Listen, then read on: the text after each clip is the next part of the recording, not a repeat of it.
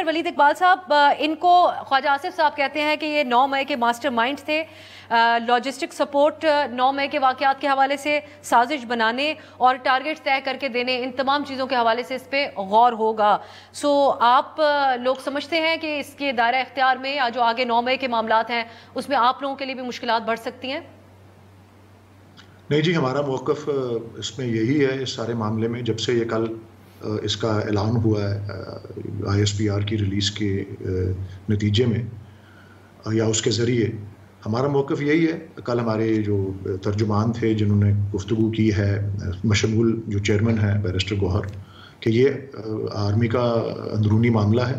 یہ field general court martial کی جو کارروائی ہوتی ہے جو آرمی ایکٹ کے تحت ہوتی ہے، اس میں بہت سی مثالیں موجود ہیں بہت سے رینک کے افسران کے حوالے سے، بشمول 3 اسٹار جنرلز کے.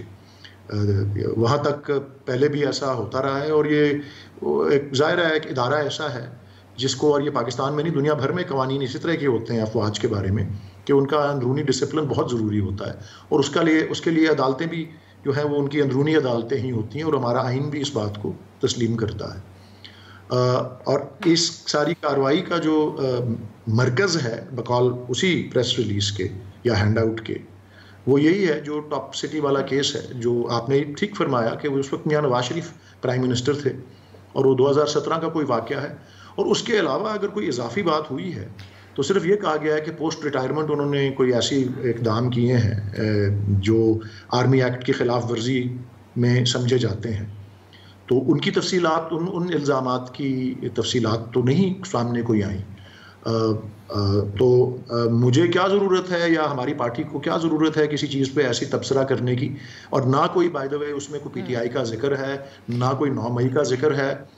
تو اگر جب کوئی ایسی بات آئے گی جس میں ہمیں ملوث کرنے کی کوشش کی جائے گی یا کوئی انگلی اٹھائی جائے گی، سر ملوث خواجہ آصف صاحب نے کیا. سینیٹر صاحب، مجھے ایک بریک کی طرف جانا ہے اور میں کوشش کروں گی کہ آپ اس کے اوپر رسپونڈ کریں، کیونکہ سر وہ وزیر دفاع ہیں اور وہ یہ ادارہ ان کے ماتحت ہے. آپ کے اپنے حلقوں میں ولید صاحب یہ کہا جاتا تھا کہ جنرل فیض نے کچھ معاملات کے اوپر مس گائیڈ کیا، لیکن ہم نے گنڈا پور صاحب کا بیان چلایا جو ان کی کو D G I S I سے ہٹانے کو بھی ایک سازش قرار دے رہے تھے. تو آپ لوگوں کے اندر یہ بھی کہیں سوچ پائی جاتی ہے کہ 9 مئی کے واقعات کے حوالے سے جنرل فیض نے مس گائیڈ کیا، جس کے لیے پارٹی کے لیے بھی مشکلات بن گئی؟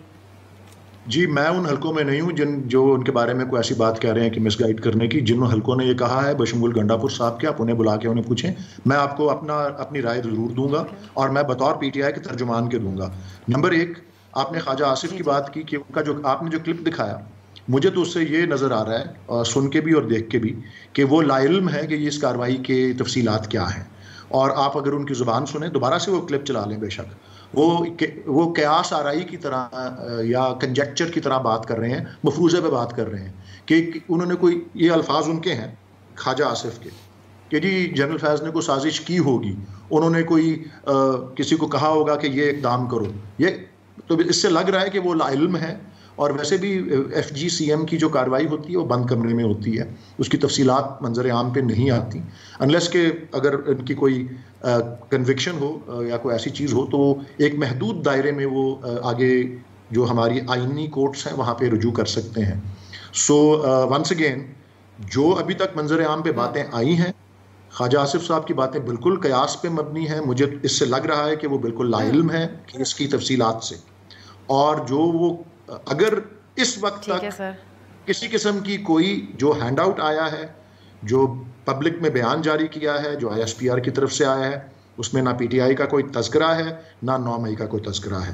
اگر کسی اگلے مرحلے پہ کوئی ایسی بات آئے گی تو آبویسلی ہم اس کا جواب دیں گے.